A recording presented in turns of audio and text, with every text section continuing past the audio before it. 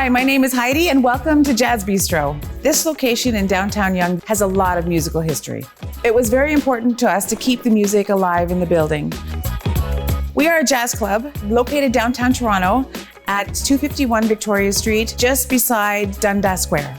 When our guests come to Jazz Bistro, they can expect a phenomenal evening of food and music from around the world. We have amazing event space all over the building. Our most popular is on the third floor, where you can have a trio, you can have a DJ, indoor space, outdoor space, available for everyone. We have jazz music 6 days a week, so anytime you're ready, please come in and join us. Live music needs to live on, and we love having you with us. The food is amazing. You know the music is amazing. We'll see you soon.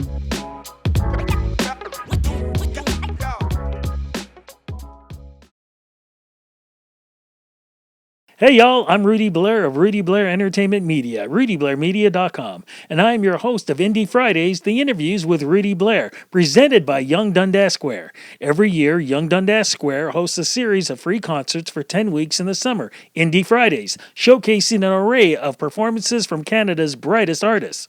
This year, Indie Fridays is going virtual for its 10th anniversary, but with a twist. Instead of live performances, I'm speaking with some of the best singer-songwriters from Toronto about themselves and the music they make, from a variety of musical genres that represent the sound of the city. Before we get started on today's interview, I want to give you an update on the Yonge-Dundas Square neighborhood. The downtown Yonge businesses are open and ready to help you with all of your needs. Whether you're looking for fresh haircuts or fresh flowers, meal kits or delicious takeout, the latest fashions or even home decor, find everything you want, all within a 10-minute walk of the heart of Toronto. Check out the link to the business map in the description below to begin your hashtag Yonge Local journey. The video you just saw is from one of those very businesses. We hope that you can show them some love the next time you're in the neighborhood, or of course online anytime. And I want to let you in on a Toronto music secret, and it's right across the road from the square. FRIAR'S Music Museum is reopening soon. Toronto's celebrated music history is now on permanent display in the free FRIAR'S Music Museum, with curation rotated twice a year by the downtown Yonge BIA. Located in a small dedicated area on the second floor inside the Yonge-Dundas flagship Shoppers Drug Mart, the FRIAR'S Music Museum is the only museum in the city that pays homage to Toronto's unique music history. You can follow them on Facebook at FRIAR'S Music Museum for updates. Today, I'll be speaking with someone I consider a great friend, a true Canadian rocker, and the winner of the 2006 CBS reality series Rockstar Supernova. He is Toronto's own Lukas Rossi, and we'll talk about his very humble beginnings, winning one of the biggest reality shows of all time, performing with legendary artists that included Motley Crue's Tommy Lee, his solo career, and his latest single and music video, Summertime. Please don't go on and wake me. Only time will tell. If she's a 9.9, my friend, my brother, my family, it is so good after all these years to have a chance to talk to you, man. And, you know, we've tried to connect several times over the years, and your wife has connected with me a couple of times and just let me know how you guys are doing. But, man, it is so good to hear your voice. How you doing, man? I'm good, Rudy, man. It's been quite some time, bro. But it always feels like we're next door, you know? I remember when we met, bro. Was it the Supernova show? Yeah. Yeah, and I've done thousands of interviews since then, and you've always been like the greatest, dude. I love and miss you, man. It's good to be here, bro. Man, like I said, it's so good talking to you. I don't know if you remember the last time we actually saw each other, but it was backstage. I do believe it was the Sony Center where you guys were performing in Toronto, and I got backstage, and you, of course, running around, but you at least made like just a moment to come over, give me a hug, talk to me before you guys are getting ready to get up on stage, and it was an amazing show. Do you think back to those days, man? Because I remember having to call you every week when the show was going on, and you know you kept moving up, and then finally Rockstar Supernova, you were the winner, man. The second Canadian and second Torontonian to do it. Yeah, I do. I think about it most, every couple days, to be honest, because it changed my life. I wouldn't be where I am today. I wouldn't have met you. I wouldn't have met my wife. I wouldn't have my son. Like, so many things would be different. I wouldn't change a thing. It's the biggest blessing ever, But, with such a high, you stayed and have always stayed humble. Why is that? How is it that, knowing the music business, the highs, the lows, the craziness, the people that you have to deal with, how is it that you've always kept, like I said, being humble, staying creative, and spreading love to everybody in what you do? That's nice of you to say, man. I honestly don't know the answer to that. I think I'm just wired that way. I kind of shy away, and I just don't like negativity. And there's a hell of a lot of that out there nowadays. And I think it would suck if I was just another brick in the wall on the negative spectrum. I just love people, man, and music, and it's the only thing I know how to do, Let's sort of jump around, because I want to get into, because as we speak, of course, you've got new music, you've been performing it online, and which is amazing. But I want to sort of jump around a little bit so it gives people a little bit of a reminder of everything. What were you doing before you tried out and got on Rockstar Supernova, of course, the reality show for CBS? I was actually living on the street in Montreal. Really had nothing. I had nothing. I was living in an abandoned bowling alley, like middle of winter, minus 40 degrees, and that's where we rehearsed with my old band Rise Electric, and it was awful, but I knew there was a light at the end of the tunnel, man. I think, God always told me, like, I had this feeling, that it had to break at some point, it couldn't get any worse.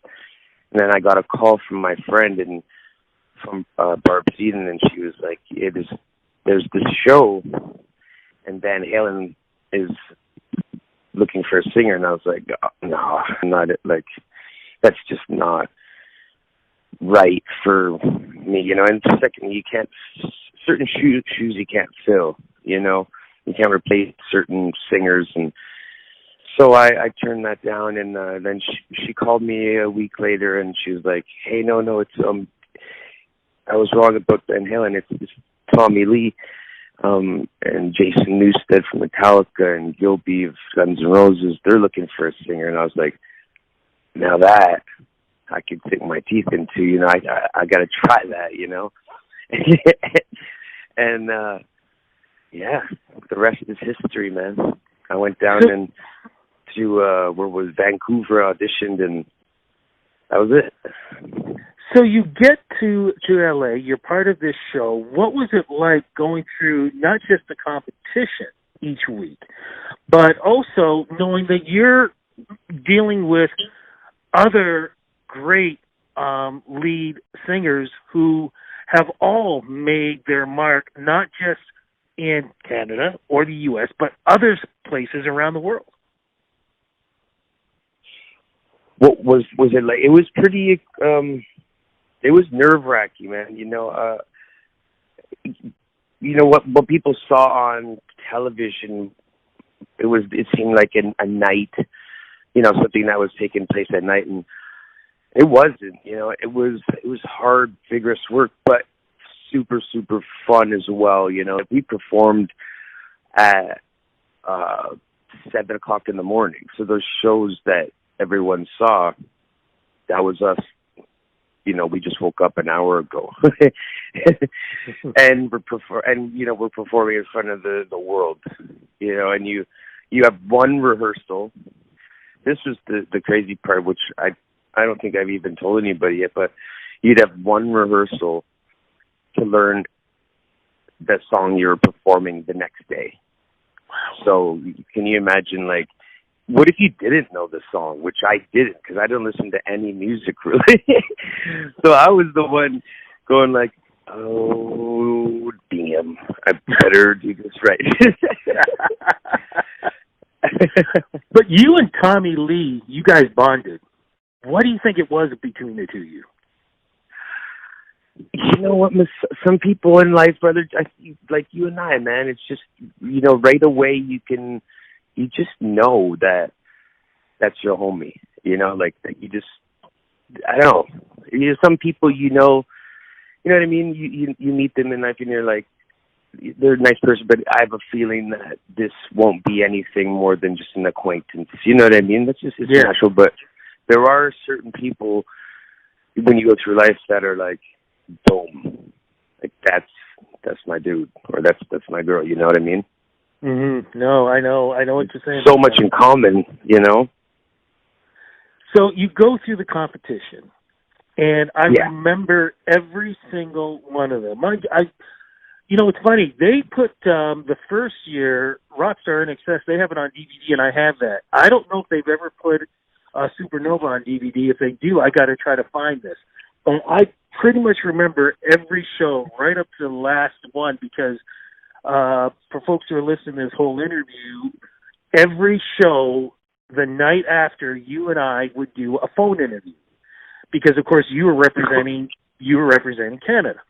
And I remember when it came up to the last show, you had asked me to send you a Canadian flag so you could have that, so you could show it when you won. But I remember you said you couldn't do it once I sent it to you, so you gave it to somebody in the audience to hold it up, and they were holding it up. Do you remember what that was like leading up to the point where they finally said, you are the lead singer of Rockstar Supernova?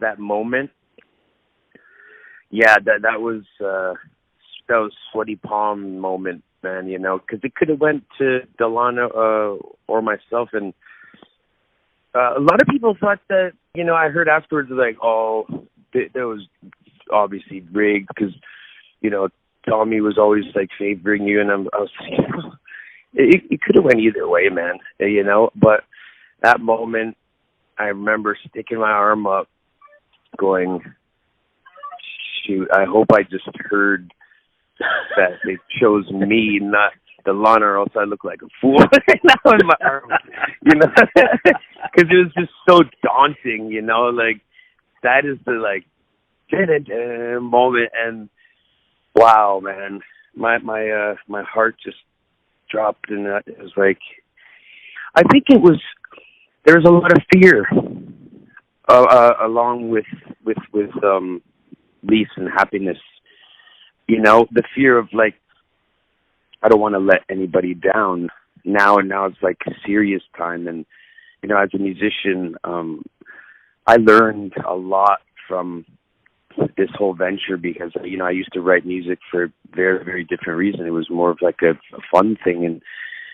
But now it's like, it's a blend of, like, there's a responsibility that musicians have where when you write lyrics and they connect with people and touch people and save people, you can't take that for granted, man, and you can't, it's not a lackadaisical approach. I mean, for me, it's like every lyric now has to have a purpose, you know? Absolutely. The purpose, though, was you to become the lead singer. You toured. What was the tour like? Whoa. That tour was crazy. It went by so fast. But it was a long tour, you know. We went around the world, and I'm surprised I'm still alive, bro. You know, I made a lot of bad decisions and a lot of good decisions. But I think the main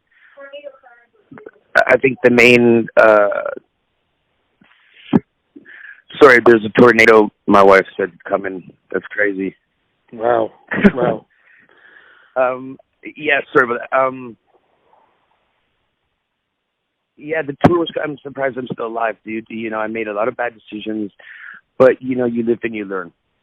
You know, the truth be heard, dude, like, when you're thrown into a machine like that and everything is go, go, go, and you have, I mean, the day that I won the show, I remember I was at Tommy's house and I did world press. I must have done 400 phoners, like phone interviews with different radio stations, and I was just like, this is, wow, there's a lot of responsibility, a lot of work, and like, you know, the words that come out of your mouth they're forever, you know. And, you know, I think my biggest mistake was I thought it would last forever, and nothing lasts forever except love, you know. And I was, you know, I was just learning the ropes, and you know, everyone gives you everything you want, and you know, holds you up on this pedestal, and you know, that only goes so far. And I'm glad I didn't lose myself. You know, I learned from my mistakes, and I came out on the other end a better person. I hope. You know. So when the band, I don't even want to use the word broke up, but went to separate ways. I think that's probably the best way to say it. What did you end up doing? What were your plans? Because I would have to think, even though, of course, you know you were with an amazing group of gentlemen, that at some point in time, you wanted your name to stand out, not just be part of a group. You know, you know, at the end of near the end of the tour, you know, we were all me and Tommy especially, we were wanting to do something, you know, with him and I, and we were already starting to plan that out, and so on and so forth. And I knew that at that time I needed to keep going. You know, the tour bus was stopping. But in my heart, I was like, well, this is, if it's stopping, I'll move over and I'll drive. You know? Right. So I was like, I need to go out there and play acoustic and just my voice and acoustic guitar, and like prove myself, you know, and show people it wasn't just like some TV reality show. You know, a lot of people get confused with, you know, oh, it's a reality television star. But yes, it's real life, but it's not hokey like that. Like, that was real performing, real music, real artists, not like an American Idol type I agree. Platform, you know? I agree. And so when we come back from the tour, I was like, hey, guys, like, I need to go be me. And yeah, so we didn't even really break up. We just kind of did our own stuff, you know. And I went out and I toured as long as I could every night, as far as I can go. I remember I was touring in my Lincoln Navigator, and we toured so much a spark plug blew out through the front hood, dude. Like, it was crazy. And my piano player was so tired. Like, we were so worn out. Like, she had a seizure. Like, it was crazy, dude. Like, yeah. And you know, that's the type of that's the life we live, man. It's music is it's like going to a job, a construction job. Like, it's hard freaking work, dude. Like, you know, especially for a singer, you know what I mean, bro? Like, singing every single night, winter, you know, not eating and just talking and smoking cigarettes, and you know what I mean? It's this, I know, rock and roll, man. But that's the life I chose, man. I love it. So how did that experience change the way you wrote music, and how did your wife change your life? Wow, that taught me how to not suck. You know, playing an acoustic and and just the voice is like, there's nothing to hide behind, man. There's no masks. There's no, glitz and glamour and production. This is just raw, bare bones. It taught me how to hone in on my skills as a songwriter, and you know what? I got to be much closer to the fans. That was the most outstanding part. Like, I could be more intimate with them and engage with what they had to say and their reactions, and I got they became like family. Rossi Posse for life, dude. And my wife was actually she's the reason. It was her idea for me to go out there and play just me in an acoustic, because I guess she saw in me what other people didn't. And as every good man should, believe in the woman you're with, man, because they're much smarter than you are, gentlemen. So I took her advice, and here I am. Still doing it. I'm still playing it, bro. Like, I'm doing live streams on Stage It every weekend, and it's so much fun, dude. Like I said, I've been seeing it, and it's amazing. You probably have the best virtual performances that anybody has, man. It is so cool, and it brings everybody in. But to do this kind of stuff means you got new music, my friend. This summer, you've got new music. What's going on? Yeah, this just released a summertime music video, and it's self-titled. My record is called Summertime as well, and it's definitely a departure from the harder rock stuff that I've put out in the past, because times change. I mean, I'm not gonna say I'm gonna do just that style for the rest of my life from this day forth, but I just wanted to explore that different side of me, man. Like my rock music is very introverted and I guess you could say melancholic and dark, but I don't always feel dark, man. No one feels a certain mood throughout the day, all day. I feel, I'm a goofy, happy-go-lucky dude, so I wanted to explore that. And if I never tried it, then I can never say that I sucked at it. You know what I mean? If you don't try it, then you never know. And so anyone out there, like, you gotta try something, because life's way too short to just settle and just sit there. I want to spread my wings, dude. Cause life is a beach with a drink in your hand, one night stand with your toes in the sand. It's a paradise no matter the weather. Summertime lover, call me whenever. Junk in a trunk, wanna pull the top down. Caught up in a magic, hashtag wow. Champagne on ice, nothing gets better. Summertime lover, call me whenever. We can party. Two pumps and a shot of Bacardi. Don't care what's the status. Come and join the madness. We can party. Two pumps and a shot of Bacardi. Don't care what's the status. Come and join the madness. Did you, when you look back at what you've accomplished, do you think to yourself, how did I do this? And when I say that, because hearing everything that you said, I'm surprised you haven't written a book. I'm surprised you hadn't written some kind of movie script for somebody to make a movie about you. Like, honestly, man, I'm in awe of you from everything you just told me. When you think about from what you told me from the beginning to what we are doing right now, what are your thoughts about yourself, man? It's funny you say that, man. I was in contact with my friend a few days ago, and I hadn't talked to him since back in the days in Toronto when I was, playing in my first band. And so I just thought I'd reach out to him, and I called him. It was like midnight, and he goes, "Oh my God, Luke Rossi. Am I really talking to Luke Rossi?" And I I started to chuckle, and I was like, "What do you mean, dude?" He's like, "You're a freaking legend, bro."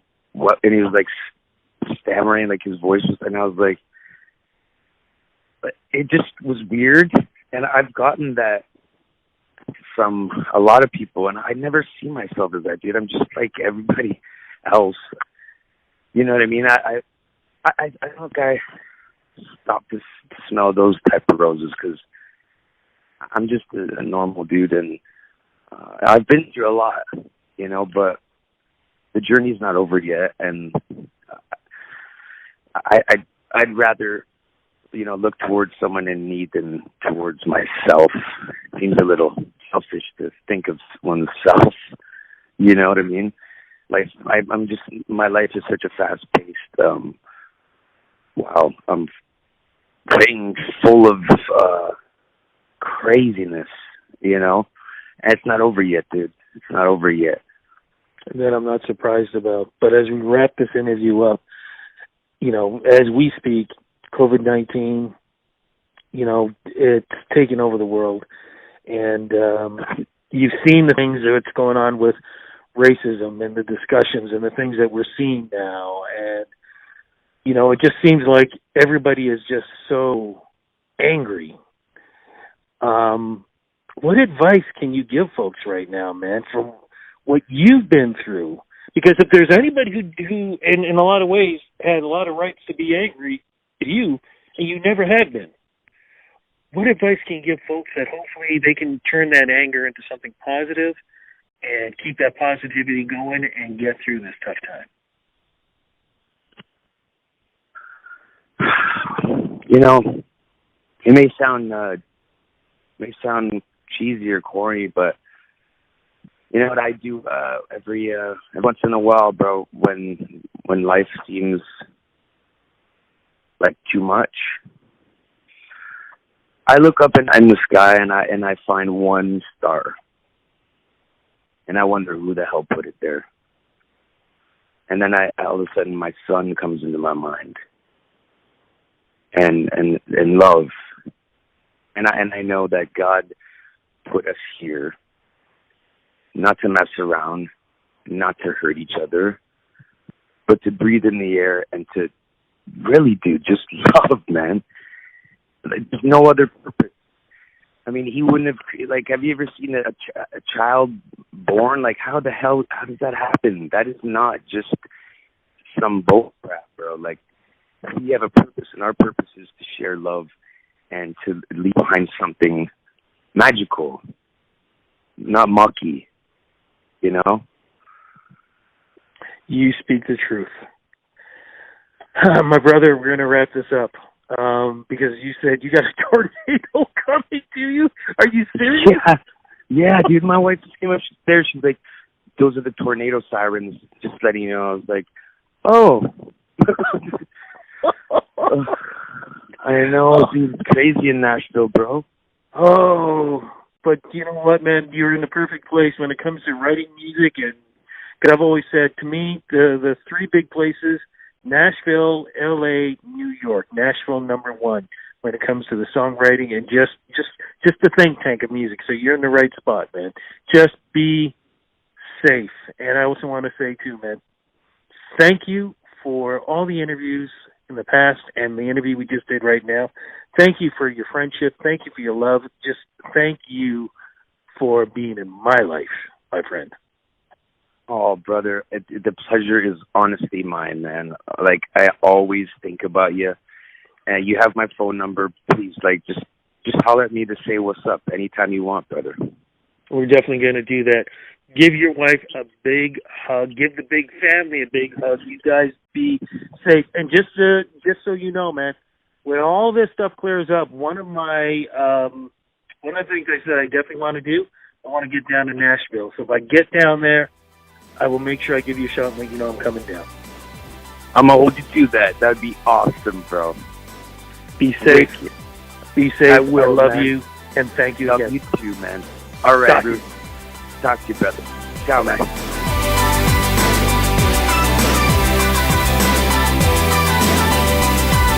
Thank you to Lukas Rossi for appearing on Indie Fridays, the interviews with Rudy Blair, presented by Yonge-Dundas Square.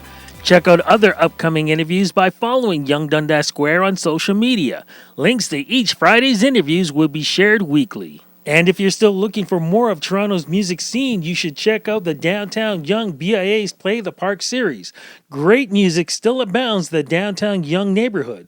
Play the Parks, though not in the literal parks at the moment, is streaming music on Tuesdays and Thursdays from the different businesses in the neighborhood. It's local artists performing pop-up shows in non-traditional spaces around the neighborhood. It continues to be a performance avenue for emerging Toronto artists and also introduces people to unique businesses in the community. To watch previous performances and for information on upcoming performances, go to www.downtownyonge.com and check out the event page. It's all linked in the description below.